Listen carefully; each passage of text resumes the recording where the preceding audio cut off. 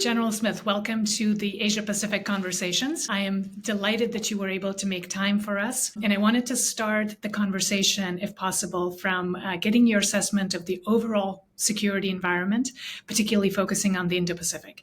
What are the major factors that you feel are driving the security landscape, and how is Canada seeing that? Okay, thanks, Veena, and thanks for this opportunity. Unfortunately, I'm here in Ottawa and not in beautiful Vancouver, but I really appreciate the opportunity to speak to you and get the word out about what the Canadian Armed Forces is doing around the world. My analogy about security situations is calling it background music in the room. And I'm fortunate enough to have a job where I do circulate around the world. And here in beautiful North America, it's maybe some light jazz in the background in the room.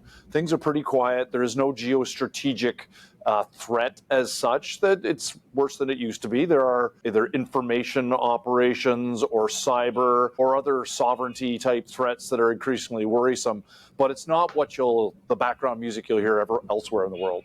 And so as I look to Canada's west, of course, maybe we're listening to some more speed metal or something like that. Pacific, probably not for everybody, but there are definite concerns. I was back to the region about a week and a half ago in visiting the Philippines, and they are feeling the pressure of China and what the Chinese or the People's Liberation Army Navy is doing in their region, the Coast Guard. It's putting them under a lot of pressure. And that's one place, that's the Philippines. There are a lot of other countries as well that are equally feeling the pressure, whether it's South Korea, Japan, Indonesia, Malaysia. All these countries are feeling the presence in the South China Sea or the West Philippine Sea or the East Sea, whatever you want to call it. They're feeling the pressure of what the People's Republic of China are doing. And there's activities there, but at the same time, they're also gaining tremendous economic benefit from the rise of China. And so all these countries are trying to balance the idea of maintaining their own security and sovereignty with the fact that, like Canada, there is a lot of business, a lot of economy to be gained out of working with China. I think that's the big thing we see in the Indo-Pacific region is there are very, very definite concerns. And the fact that Canada, which a Pacific nation, but still very willing to participate and contribute to the security situation in the region, that we're there. Yeah, no, you're absolutely right that when you compare the Indo-Pacific with, let's say, the Middle East or even the Euro-Atlantic, we don't have active wars in the way that we do in Ukraine and in the Middle East, but that there are tensions that are now brewing. Certainly PRC is one factor, but there's also tensions on the Korean Peninsula we're seeing and South China Sea, Taiwan Strait. There are lots of dynamics. But maybe before we kind of go to unpacking those various tension points, if you could speak to Canada's overall strategic objectives in the region. What is Canada as a Pacific nation hoping to achieve through its Indo-Pacific strategy and through its presence in the region? No, absolutely. Thanks, Veena. First of all, our original Indo-Pacific strategy came out in November of 2022. And as you noted, it's getting towards its second birthday. We're already looking well past into the third year. But equally, I'd back up to say that we also put out our new defense strategy, Our North Strong and Free, which came out in April of this year. And just in case anybody has concerns, there's no coherence between the two. Our North Strong and Free very clearly says that we are geographically going to focus, not exclusively, but focus on the Arctic, Canada. Every country's got to protect its own territory first. Yeah. Europe and the Indo-Pacific. It does geographically focus on the Indo-Pacific, so framing the Indo-Pacific strategy. But I do recognize it's not all we're doing. We're not doing defense specifically and only for defense purposes. Economy, people-to-people connections. There's a lot of different reasons that we want to be more present in the Indo-Pacific, not the least of which is we have over 25,000 kilometers of Pacific coastline. But we have 5 lines of effort for what we're doing in the region. The 3 frigates or the 3 ships that we're putting to the region are perhaps the more visible ones. At any time, there's 1, maybe 2 ships circulating around the region, doing port visits, being involved in exercises, perhaps Taiwan Strait transits, other activities, showing the Canadian flag, because that's not just a Canadian ship. That is the Canadian flag that flies or sails into a port and says, your country is important to Canada. Equally exercises, Army, Navy, Air Force, Special Forces, other types of activities. There's a lot we can do, again, just to cooperate with partners in the region, show that we're interested in the security situation. Capacity building, third line of effort. I like to call it partnership because there's some very sophisticated militaries in that region. And to say I'm going to show up and give you my capability we're going to partner with them. We can learn a lot from the Republic of Koreas or the Indonesias or other countries in the region. There's a lot to be learned mutually, but that also includes women, peace, and security. Maybe calling us a women, peace, and security superpower might be a bit far, but not that far. Because we are seen as a bit of a model for that. And with at least 50% of any country's population being women, to not empower them, to not have them involved in defense and security is very, very problematic. And I'll take a friend of mine's quote that nations that fail women fail. So we have to make sure that these nations understand the Canadian model. We're not perfect. We're trying. We're trying to do better, and we can show that. We can show how we can mentor women in defense and securities. Last couple, cyber. We're very good at cyber, particularly defensively, and this is showing some of what we can do with some regional partners to help protect their cyber capabilities. And last of all, we've actually physically put policy officers into the region. So just being there, whether it's a Singapore or a Tokyo or a Canberra, we're there every day helping to just make sure that they understand that Canada is going to have a big presence there. And we'll make sure all those lines of effort are well synchronized across defense, but we equally need to make sure that we're contributing to trade, people-to-people connections, any of the other efforts from across the Indo-Pacific strategy. It needs to be one Canadian effort, and we're working on that. Mm.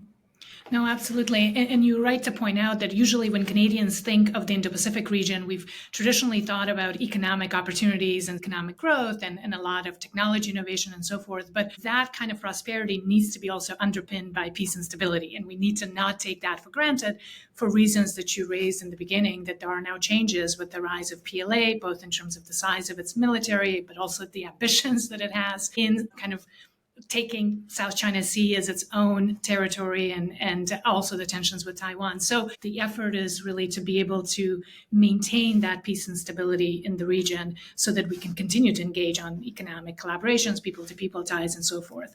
Maybe if I can take us back to the question of kind of great power competition and what's happening with respect to US and China. If we look at US, Japan, Australia, even India, the strategic objective there seems to be to balance China's rise and China's increased assertiveness and also to deter and defend against. Would that be the strategic sort of approach for Canada as well? I think the way I'd characterize it is that we're trying to contribute to the security situation in the good sense of Canada's here, we're not being aggressive, we are participating, and we're trying to support the rules-based international order, which I realize is a bit of a contested term, but at the same time, it's the idea that there's stability. You don't go stealing other people's territory unilaterally. When we have problems, we discuss it. We go in front of courts and figure out how these things work. We're reinforcing the idea that we're doing deterrence. We're not just sitting back in Canada and hoping as others can take care of the security problems. We'd like to enjoy trade and people-to-people connections. We're actually contributing to the idea that you can't violate the rules-based international order.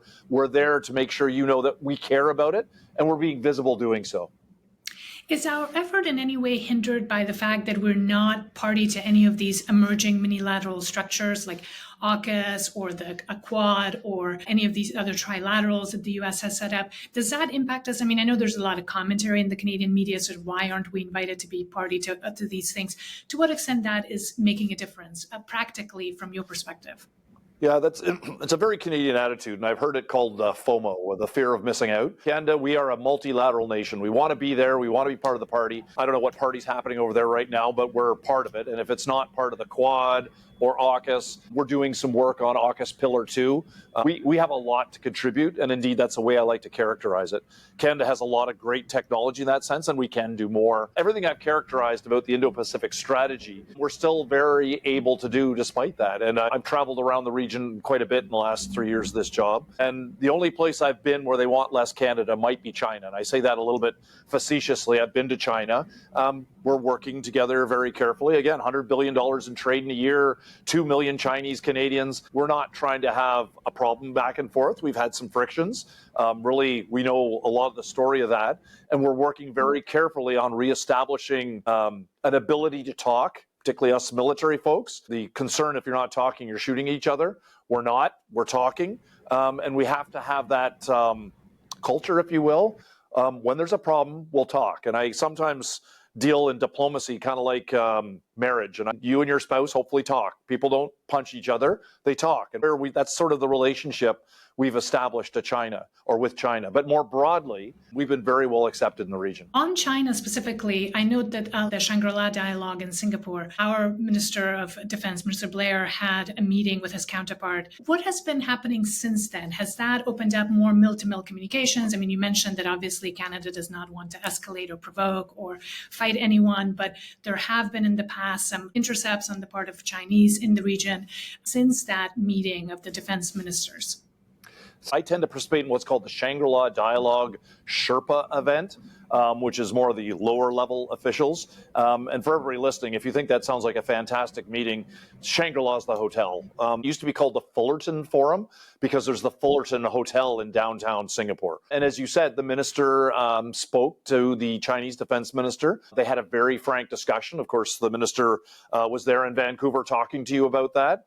But they had dinner and they continued the conversation, I think, very frankly about Canada, China, our defense relationship. It took a while to get there. I have a great team that has, over the last 2.5 years, slowly reestablished defense discussions. I would say very early in my time here, we were essentially yelling at each other diplomatically. The temperature in our relationship was pretty high based on the two Michael situation. We had a lot of mutual concerns about each other. Again, defense people have to talk because, again, the alternative is doing something much worse. We have over 2.5 years carried on, had discussions, whatever it takes, to make sure we just keep talking and talking about each other's perspectives. The minister's engagement was a result of like years of working on it. That opened more doors. Now, we're not resetting defense relations. We haven't done much since 2018, but we have agreed on the benefit of talking. Because we both agreed there is the Hainan Island incident of 2001, which a Chinese fighter crashed into an American patrol aircraft. The Chinese pilot was killed. Both aircraft essentially fell out of the sky. It did really bad things for relationships between the two countries for a very long time. And we both agree we would never want that to happen. We don't want to risk our soldiers, sailors, air personnel. We don't want to put our relationship at that kind of risk. Number one, we do Taiwan Strait transits. Often China is tracking those things. We quite often have discussions after that. Equally, because we're doing sanctions monitoring against North Korea, which takes us near the Chinese mainland. Again, there are concerns. We are quite often intercepted. That is completely normal and expected. If the Chinese were to fly off the coast of British Columbia, we would equally intercept them. And indeed, farther north, as has been publicized, we have intercepted as part of NORAD with Chinese aircraft and Russian aircraft. It's done safely. It's done professionally, and that's the dialogue we usually have, is let's make sure that happens, because accidents take our relationship to a place that we don't want to go back to. You mentioned that China and Russia recently actually did fly off the coast of Alaska, and we're seeing a lot more joint military exercises between Russia and China. Could you speak a little bit about how you see that partnership between China and Russia evolving, and what are some of the concerns for Canadian Arctic, for North Pacific, more generally? So where are the lines? Are there in fact limits, or is this really a no limits partnership that's going to get even deeper, especially with the security cooperations? An interesting question, Veena, and I didn't bring my crystal ball, so I'll do what I can here. But they've obviously announced this partnership they're doing. Equally, we see Russia and North Korea working together. Number one, we have NORAD, and like I said, when that intercept took place, the entire Canadian-American chain of command worked together in that bilateral command. That is full integration. Equally, I'm a guy that's worked in NATO for several years and know that a lot of challenges in working together, getting to common operating procedures, common language, et cetera, huge challenge. I do know the big challenge of we have worked on it in the case of NORAD for decades and decades, equally NATO since 1949. It's still something you have to work on every day. So as we see China and Russia do bilateral flights in the north, they're going to cooperate at some level together, but to have like true integration, true alliance, that is a very heavy lift from both a military and I would say from a political perspective. So you would say that they're not really there yet, right? I mean, that the partnership is probably political, diplomatic, but when you assess the level of their military partnerships and cooperation and the level of integration, where would you say that stands right now? Well, if I was used the lens of what we're doing now in Latvia, where I think it's currently at 12 countries, I've never heard of a bilateral or a brigade like that involving China and Russia. So they do not have the level of interaction and the alliance that we have in NATO, or for that matter, what we are doing with the Americans every day to protect North America and NORAD. Interesting. And so if we kind of broaden it slightly then and look at Russia and North Korea, because that's another relationship that very much is in the headlines. And of course, to many of us, reinforces the linkages between the Euro-Atlantic and the Indo-Pacific theaters. Could you speak a little bit to what that means from Canadian perspective, both for peace and stability on the Korean Peninsula, as well as for the war in Ukraine? Yeah, so first of all, from a Korean Peninsula perspective, having been there not too long ago with the minister and gone up to the demilitarized zone, obviously, I'll go back to like my analogy about the mood music in the room. It's playing pretty loud in Korea. You can understand how concerned the Koreans are, and now that we're talking about North Korea being involved, perhaps being enabled by Russia, we hear about technology transfers. Obviously, a lot more troubling that the North Koreans are potentially sharing ammunition, that they're actually participating in the conflict now. It's a troubling precedent. So all of this has that concern. And as I think you're linking to, we're now seeing the Indo-Pacific theater being linked to the European theater. NATO has been working on IP4, the Indo-Pacific 4, for some time, whereby Japan, the Republic of Korea, Australia, New Zealand are better linked to NATO. It's improving in that relationship. We're all very similarly minded. But to see one side, North Koreans, physically fighting on behalf of the Russians, that's a very dangerous and troubling new step. And I guess for our listeners, Korea is one place where Canada has been involved really for decades now, right? The commitment that we've had to stability on the Korean Peninsula has been steadfast, longstanding. But we are, having said that, we're also entering a new spring in the relationship between Canada and South Korea, that there's a lot more appetite to deepen cooperation. Could you speak to sort of how the developments now with the deployment of North Korean troops to Ukraine, what does that mean for Canada's partnership with South Korea? I don't know about a new spring. As you noted, we never left. General Derek McCulley, Lieutenant General Derek McCulley, is there very proudly as the Deputy Commander of United Nations Command. And I think you're right that based on the increasing security threat, the Republic of Korea is interested in looking for partners, and Canada is an obvious one. I'm a product of the, I guess we'll say, the soft power of Korea. I did Taekwondo for years, could speak some very basic Korean, and was therefore able to equally connect with them. And we have over 200,000 Korean Canadians. We've enjoyed soft power for years. And there's a very definite interest in participation with Canada, seeing how we can industrially work together. But again, they are looking for partners. And based on that cultural linkage, I think there's a lot of obvious areas we can work together. Are there some specific things that South Korea, with NATO or with Canada or US, are contemplating in terms of how to deal with this North Korea deployment? I mean, I know we're kind of watching this as an evolving situation, but what are some options? Because the question is, what is North Korea getting in return, right? In terms of potential sensitive technologies, how that might change their capacity with the WMDs or with the missile launches. So given the kind of the unknowns in all of this, what are some options that are being explored among allies, Canada obviously chief among them? Veena, it's still very early days. I mean, this is a few weeks old, I guess, of knowing what North Korea is up to. The important thing is we're collaborating, and we in the Canadian sense, we in the NATO sense, are collaborating very, very well with the Republic of Korea from an intelligence perspective. It's very concerning. And so at least we're discussing right now. And we equally have the IP4 that I mentioned within NATO. They have a lot of different friendly and I think supportive nations like Canada that are equally interested and equally concerned. Times like this, it's really good to have friends, and it's really good to have those alliances and those partnerships that allow us to do that. Absolutely. You referenced the defense industrial base and the fact that our kind of defense sectors in Canada and Korea are also looking at potential collaborations, both in terms of production of munitions. South Korea has a lot of capacity. They're also interested potentially in submarines. I know Canada is in the market now for 12 submarines. Any news you could share on that? I mean, I know nothing is public yet, but what are the discussions like?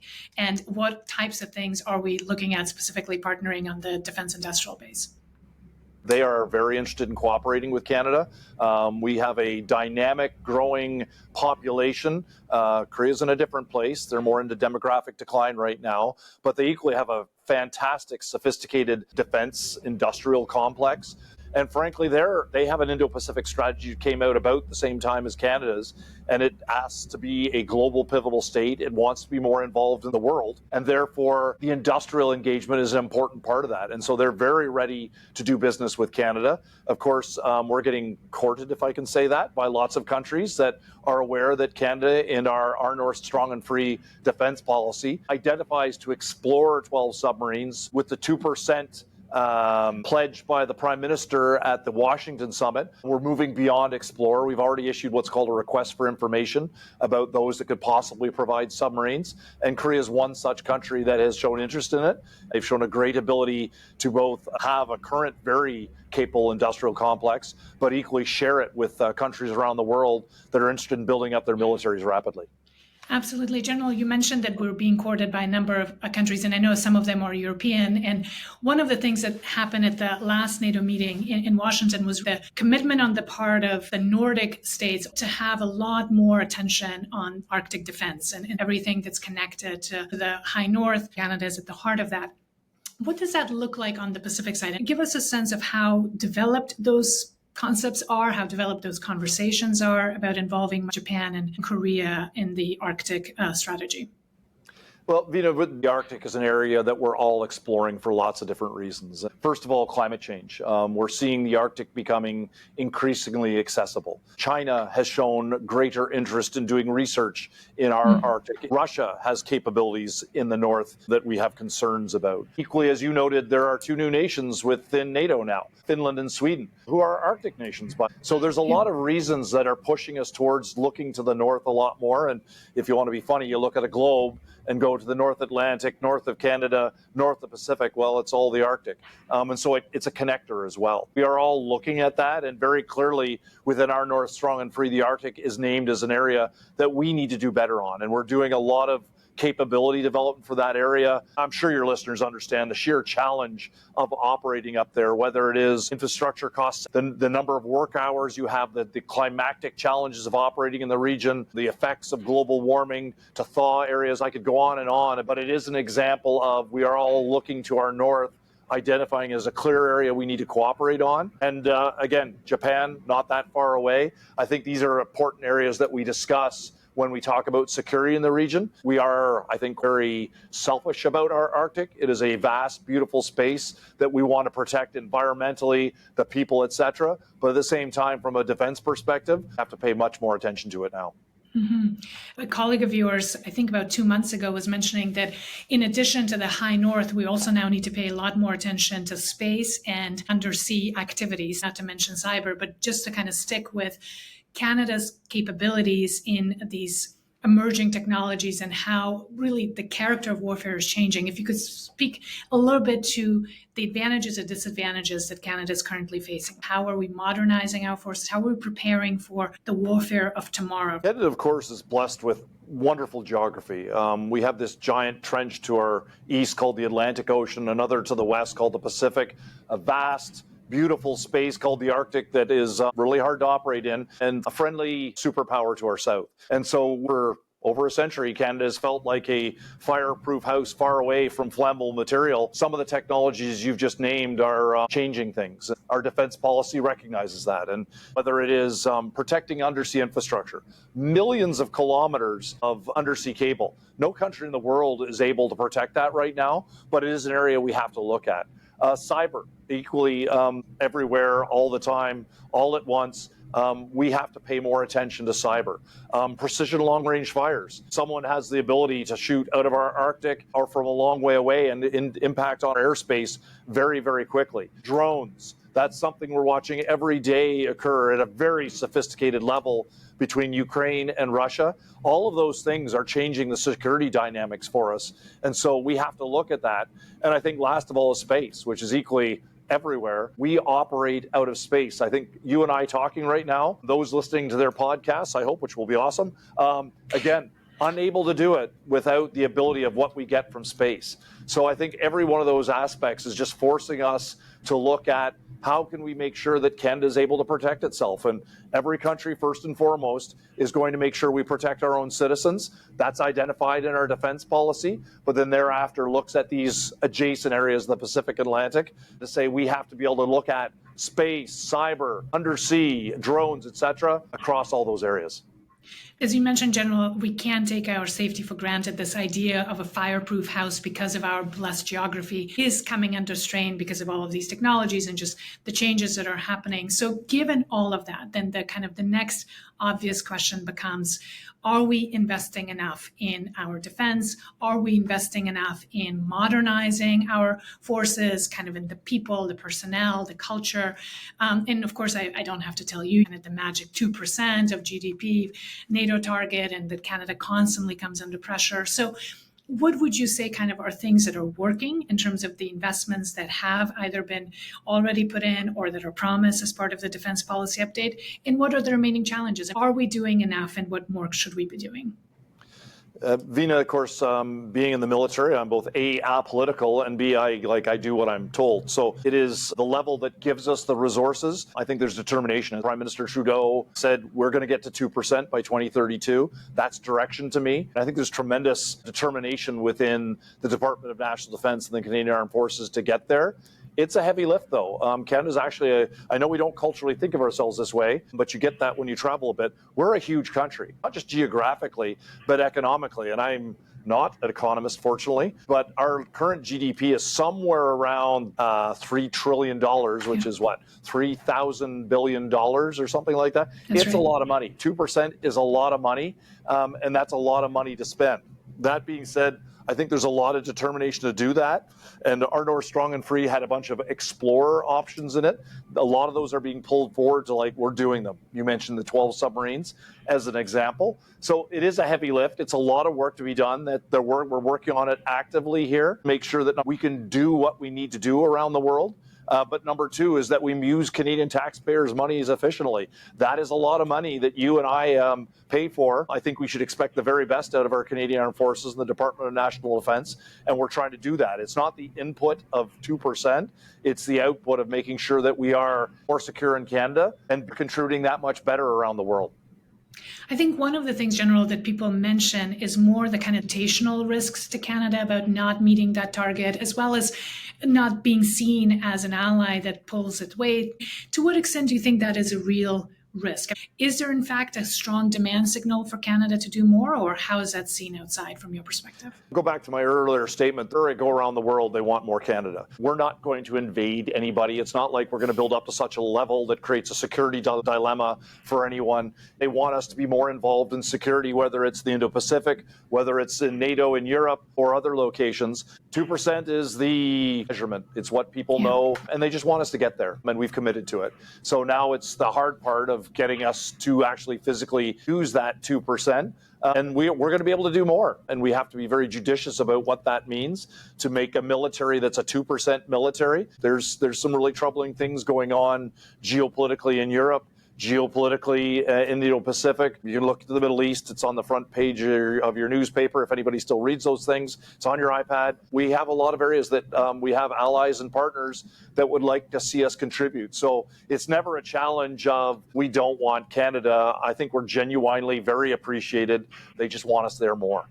Absolutely. And you alluded to the fact that it's not easy to spend the money, even if we actually had the allocations up to 2%. And then, of course, being able to recruit people to nurture talent. And I think that seems to be a challenge for us, but others as well. And maybe I guess related to that, we touched a little bit on technology, but robotics and all of the other innovations that are coming in, how would that change the way that the Canadian Armed Forces will look like, let's say, in 10 years' time? So as you kind of imagine, what are we going to need to be able to keep up and to keep Canada safe?